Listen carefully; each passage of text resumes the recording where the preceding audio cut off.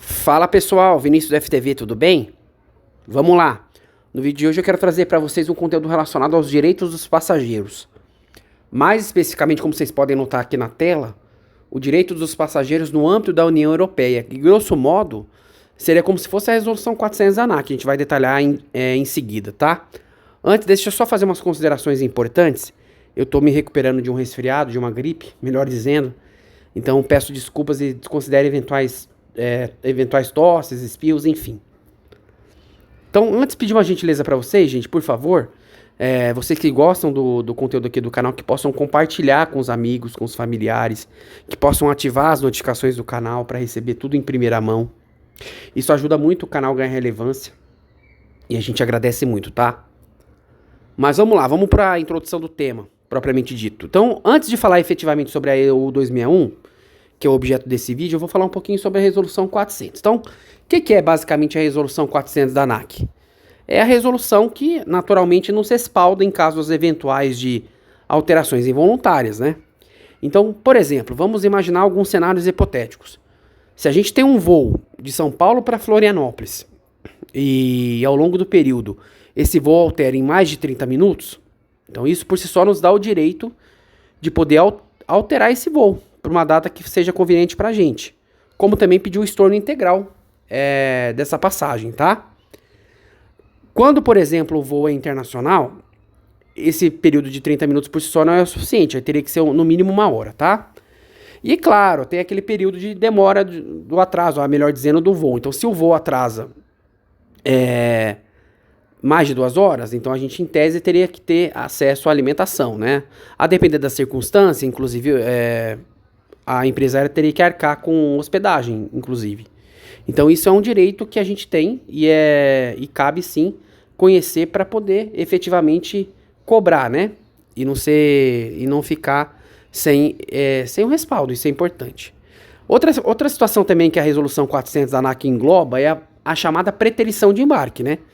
Que é o overbooking. O que é o overbooking? Na verdade, é quando a empresa vende mais passagens do que propriamente o número de assentos disponíveis em voo.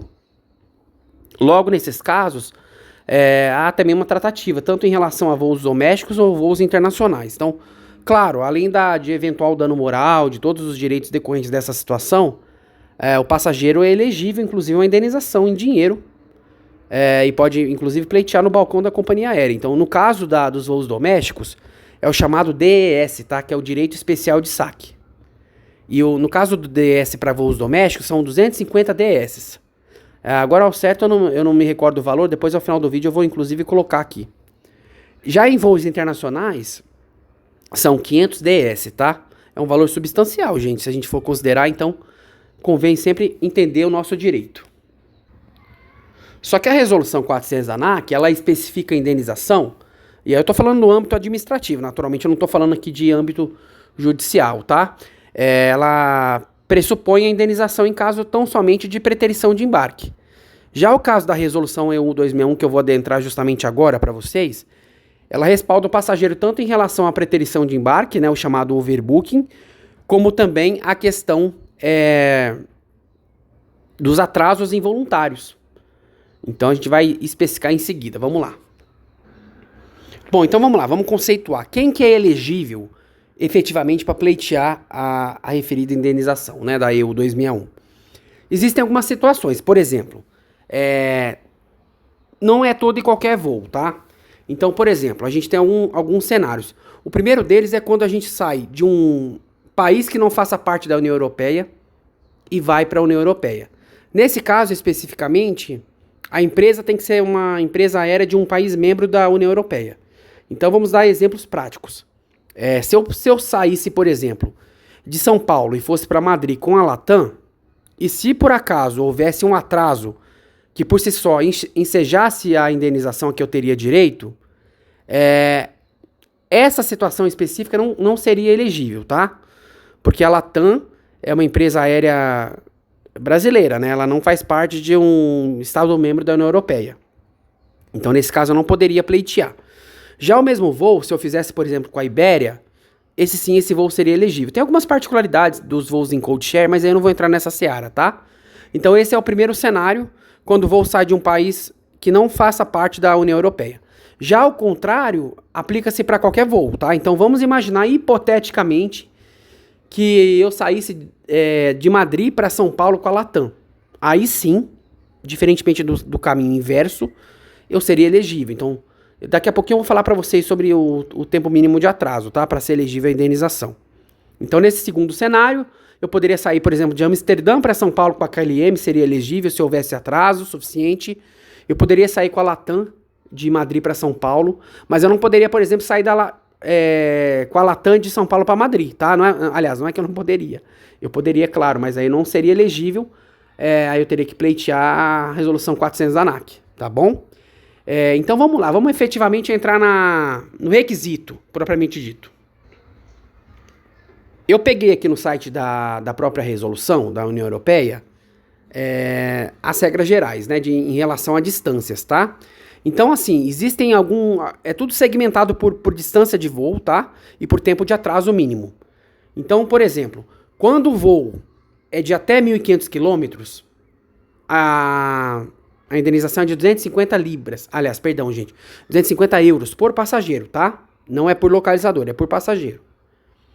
Quando, por exemplo, o trecho, no caso, tem mais de 1.500 quilômetros dentro da comunidade intra-europeia, nesse caso, a indenização seria de 400 euros, tá?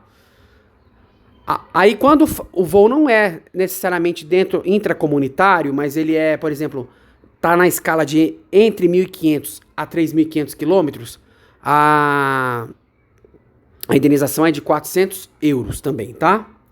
Por passageiro. E por fim, nesses cenários que eu dei para vocês aí agora há pouco, do voo de São Paulo para Madrid, de Amsterdã para São Paulo, em que a distância é além de 3.500 quilômetros, aí o valor seria de 600 euros por passageiro, tá? Então, esses são os requisitos essenciais. Então, vamos falar um pouquinho sobre eventuais limitações. Na prática, eu quero explicar para vocês agora o seguinte, que não bastasse a distância, a gente também tem efetivamente o atraso em si, tá? E a gente só passa a ser elegível para pleitear a indenização quando há mais de 3 horas de atraso, tá? Então, supondo que... e outra coisa importante, gente, o atraso, ele não diz respeito ao horário da decolagem, tá? Então, se o voo está agendado para decolar às 7 da noite, decola, sei lá, 10 da noite, não necessariamente nós somos elegíveis para a indenização. O que ocorre, na verdade, o que conta, melhor dizendo, é o atraso no pouso, tá? E isso, inclusive, considera eventuais destinos sem ser aquele do voo principal. Então, eu vou dar um exemplo prático para ficar mais claro, tá? Não sei se eu me fiz entender, mas vamos lá. Quando o atraso é de, no mínimo, 3 horas, então a gente poderia pleitear essa indenização. Então, imaginemos que esse voo saia de Amsterdã para São Paulo no horário programado das 7 da noite. Ele decole às 10h20. Não necessariamente ele vai chegar atrasado 3 horas e 20, né? Porque tem a compensação do vento, enfim, a compensação da rota. Mas se por acaso ele chegar mais de 3 horas atrasados em São Paulo ou no destino final, aí sim nós seríamos elegíveis. Então vamos imaginar que o voo saia de Amsterdã para São Paulo ou saia de Amsterdã para Maringá, por exemplo. Vamos imaginar que o voo saia de Amsterdã para São Paulo, aí tem uma conexão e um voo com uma empresa doméstica com a qual a KLM tivesse parceria, supondo que fosse com a Gol. Então o que importa é o seguinte, é o destino final. Se por acaso o voo chega em tempo hábil em São Paulo, mas por alguma situação que não seja uma situação de forma...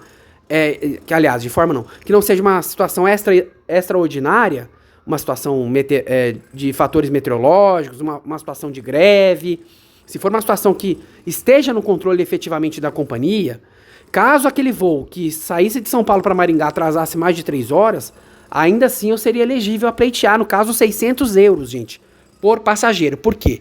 Porque, em que pese o voo ser esse eventual atraso ter decorrido de São Paulo para Maringá, estaria tudo nesse mesmo exemplo, no mesmo localizador, né? Claro que teria que estar no mesmo localizador.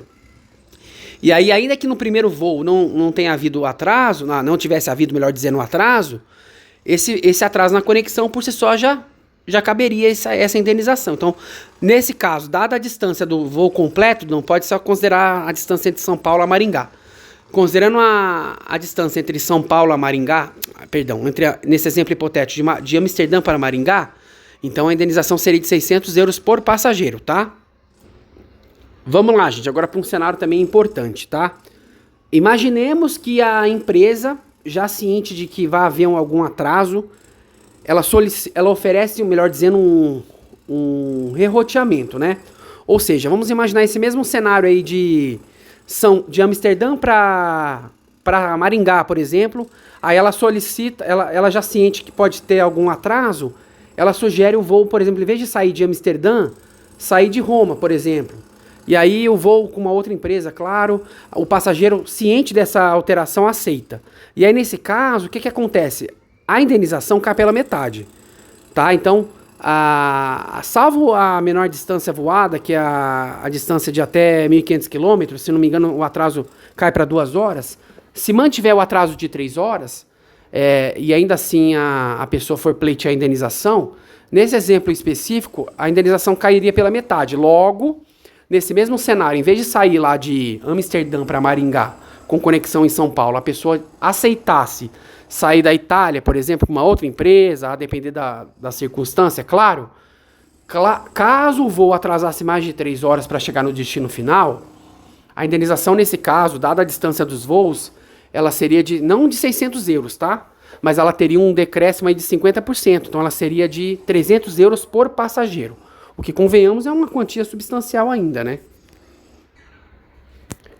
Mas vamos lá, já para concluir aqui com vocês, para falar um pouquinho também sobre uma situação importante, que é justamente a preterição de embarque, tá? A exemplo da alteração involuntária, a preterição de embarque também enseja a indenização.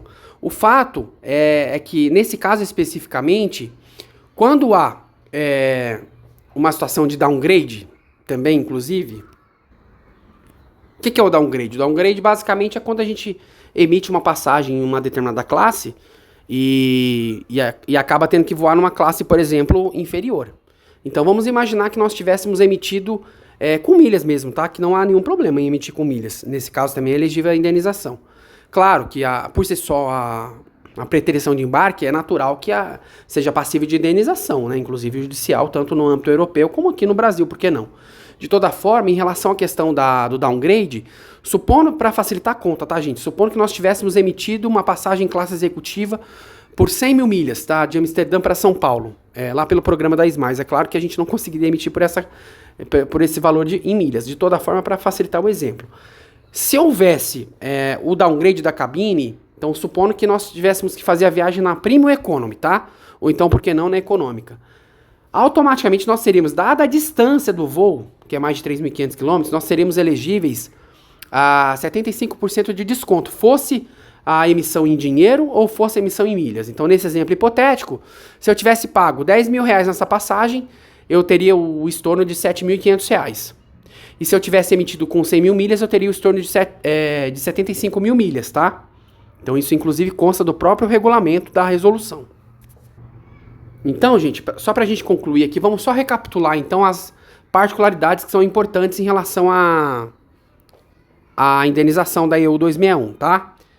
Então vamos lá, nós temos 3 tipos de indenização, no caso 3 valores, a saber, 250 euros para os voos de até 1.500 km, 400 euros para os voos de mais de 1.500 km dentro da comunidade intereuropeia, né? 400 euros para todo e qualquer voo que esteja na distância entre 1.500 km a 3.500. E, por fim, a maior indenização, que são 600 euros, para toda e qualquer outra situação. E também é importante verificar aquela pré-condição, ou seja, de que o voo, se sair de um país que não seja membro da União Europeia, obrigatoriamente esse voo tem que ser realizado por uma empresa do Estado membro, né? Então, um voo de São Paulo para Madrid com a Ibéria funcionaria, um voo de São Paulo para Amsterdã com a KLM também, um voo de São Paulo para Paris com a Air France, um voo de São Paulo para Roma com a ITA, enfim. Porque todas essas empresas fazem parte de países, estados membros da União Europeia, tá? Em contrapartida, um voo de São Paulo, por exemplo, para Lisboa com a Azul, esse voo não é elegível, porque a Azul é uma empresa brasileira. Ela não está sediada em um Estado membro. Já o caminho inverso, sem problema nenhum. Poderia pegar um voo de Madrid para São Paulo com a Latam e ser elegível aos 600 euros da EU261, como também poderia pegar um voo da própria Azul, de Lisboa, por exemplo, ou então de Orly, lá em Paris, para Viracopos, e ser também elegível para a indenização dos 600 euros, com a ressalva de que se esse voo, por exemplo, ainda que ele chegasse em tempo hábil em Campinas, mas que eu tivesse no mesmo localizador um segundo voo, de Campinas para Ribeirão Preto, e esse voo demorasse 4 horas. Supondo que houvesse, aliás, esse voo não, se o atraso fosse de no mínimo 3 horas.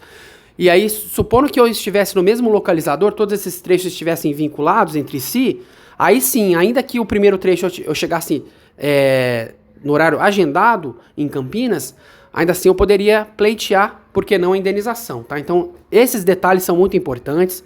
É importante, claro, como tudo na vida, uma coisa é teoria, outra coisa é prática, né, gente? Por que eu tô falando isso? Porque é natural que a gente tenha que se respaldar numa eventual necessidade de utilização. Então, por exemplo, sempre supondo que não seja um problema de ordem meteorológica, né? Então, um problema de fato de manutenção de aeronaves, de fato de atraso, que estivesse no alcance da companhia para poder resolver. Então, vale sempre a pena entrar nos aplicativos de monitoramento de voos, como o Flight Radar, o Flight Aware, o Flight Stats, para garantir que todo e qualquer voo naquela mesma janela de tempo tenha, por exemplo, decolado ou pousado no tempo programado. Porque isso aí por si só já ajuda bastante a gente comprovar que de fato não foi um problema meteorológico, né? Mas claro, é muito importante se respaldar, pegar documentos que possam garantir o nosso direito. Então, eventualmente, uma carta de contingência, isso tudo por escrito, né, gente? Filmar, por exemplo, a situação para mostrar que de fato há um atraso que foge de uma situação, uma circunstância extraordinária. Então, tudo isso vai ao encontro para a gente comprovar o nosso direito. E aí, por fim, munido dessa documentação, entrar em contato com a empresa aérea. Todas as empresas têm os canais oficiais, né? Inclusive nas redes sociais, por e-mail, e pleitear a EU261. Essas empresas, todas elas, em geral, possuem seções próprias nas quais, até por força de lei, elas são obrigadas a mostrar aos passageiros os direitos dos mesmos. Então,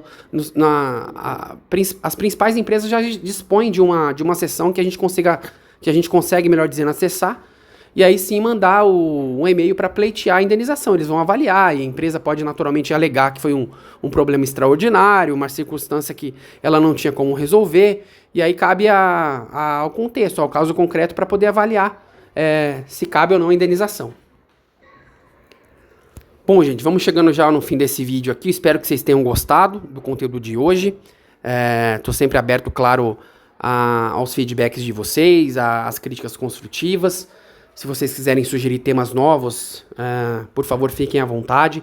Lembrando que eu, Fábio e o Thiago, a gente tem um Close Friends no WhatsApp, que é um espaço no qual a gente discute estratégias avançadas sobre milhas. Enfim, se vocês tiverem interesse, por favor, entrem em contato com a gente. A gente também tem consultorias customizadas, né? Então, se vocês eventualmente quiserem adentrar nesse universo maravilhoso das milhas, dos pontos, e não tem muito tempo para pesquisar por conta própria, e é uma coisa super possível de ser feita, vocês não precisam contratar consultoria, vocês não precisam entrar em grupo, mas de toda forma é sabido que tem gente que não tem tempo.